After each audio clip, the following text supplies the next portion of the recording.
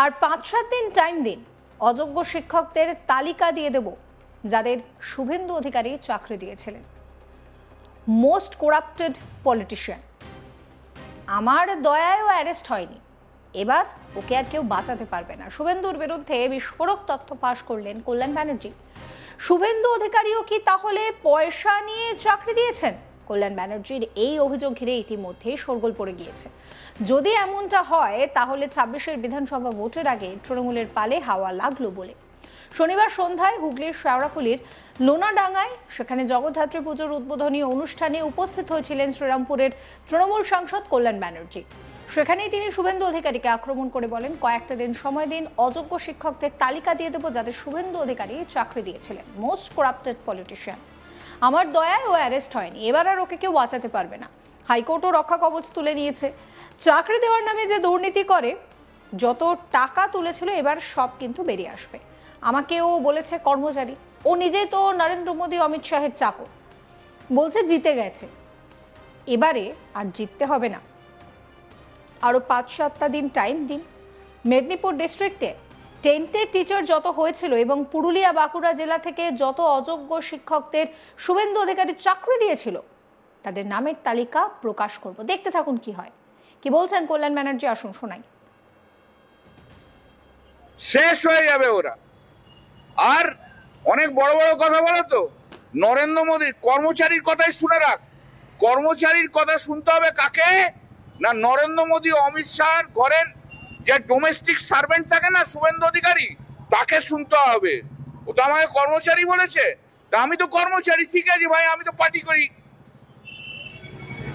কিন্তু ওর মতো তো আর নরেন্দ্র মোদী অমিত শাহর বাড়ির চাকর বাকর হয়ে কাজ করি না। ও তো বাড়ির চাকর বাকর নরেন্দ্র মোদী অমিত শাহ।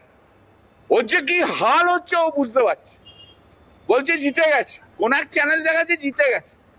আরে জিতেই যদি যায় তাহলে ওর উকিলরা তাহলে হাইকোর্টের কাছে স্টে চাইলো কেন? হাইকোর্ট স্টে দেয়নি, বলো না, বলো তুমি আমাকে 4 দিনের জন্য প্রোটেকশন দাও, বলো না। এগুলো সব নির্ভর করছে কল্যাণ বন্দ্যোপাধ্যায় যা বলবে তাই হবে। ও এখন আমার দয়াতেও এখন অ্যারেস্ট হয়নি, না কখন অ্যারেস্ট হয়ে বেরিয়ে চলে যেত।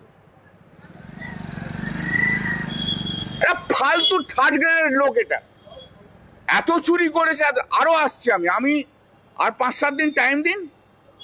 ওই যে টেন্টেড সব টিচার এমপ্লয়ি যত হয়েছিল না মেদিনীপুর ডিস্ট্রিক্টে, দুটো মেদিনীপুর ডিস্ট্রিক্ট, বাঁকুড়া, পুরুলিয়াতেও যা সব ঢুকেছিল, সব লিস্ট আপনাদের সামনে দিয়ে দেবো। Most corrupted politician in West Bengal. এত বড় করাপ্টেড পলিটিশিয়ান পশ্চিমবাংলায় নেই। Is such a corrupted person. প্রমাণ করে দেবো, সব এক এক করে প্রমাণ করবো। দেখতে থাকুন না কি হয়, শুধু দেখতে থাকুন কি হয়। একই সঙ্গে তিনি বলেন, শুভেন্দু আর জিতেই আসবে না। বিরোধী দলনেতা হওয়া তো অনেক দূরের কথা, বিজেপি বাংলায় 30টা সিটও পাবে না। ও নিজের জেলাতে নিজেই হারবে। কি বলছেন কল্যাণ, শুনুন। 30টা সিটও বিজেপি পাবে না এরপর।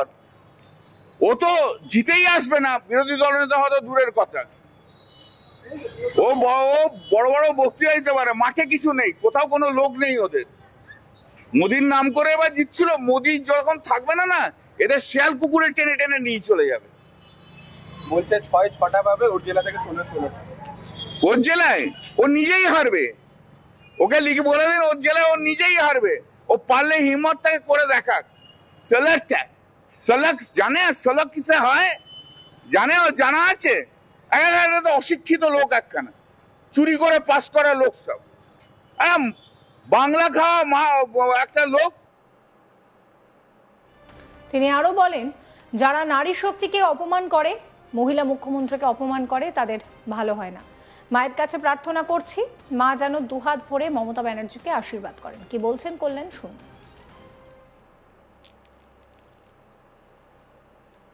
মায়ের কাছে একটা প্রার্থনা,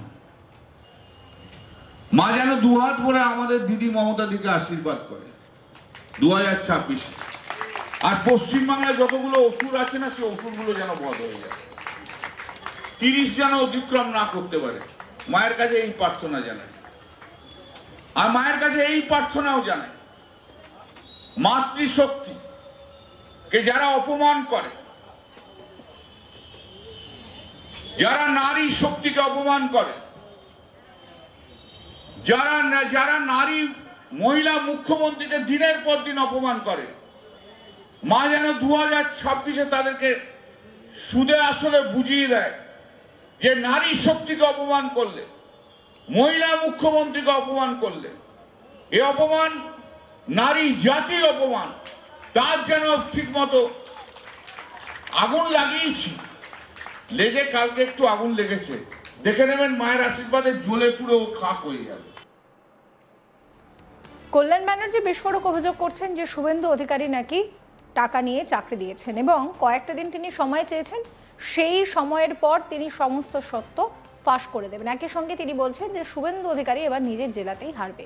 কি বলছেন কল্যাণ ব্যানার্জি, শোনাবো। শেষ হয়ে যাবে ওরা।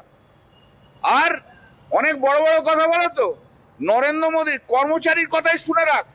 কর্মচারীর কথা শুনতে হবে কাকে? না, নরেন্দ্র মোদী অমিত শাহর ঘরের যে ডোমেস্টিক সার্ভেন্ট থাকে না, শুভেন্দু অধিকারী, তাকে শুনতে হবে। ও তো আমাকে কর্মচারী বলেছে, তা আমি তো কর্মচারী, ঠিক আছে ভাই, আমি তো পার্টি করি,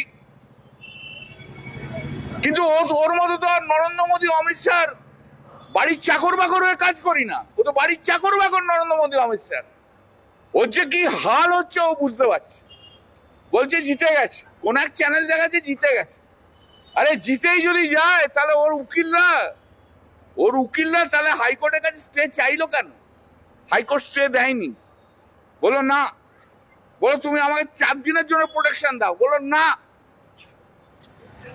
এগুলো সব নির্ভর করছে কল্যাণ বন্দ্যোপাধ্যায় যা বলবে তাই হবে। ও এখন আমার দয়াতেও এখন অ্যারেস্ট হয়নি, না কখন অ্যারেস্ট হয়ে বেরিয়ে চলে যেত।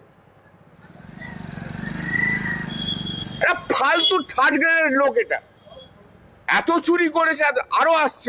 আমি আর 5-7 দিন টাইম দিন।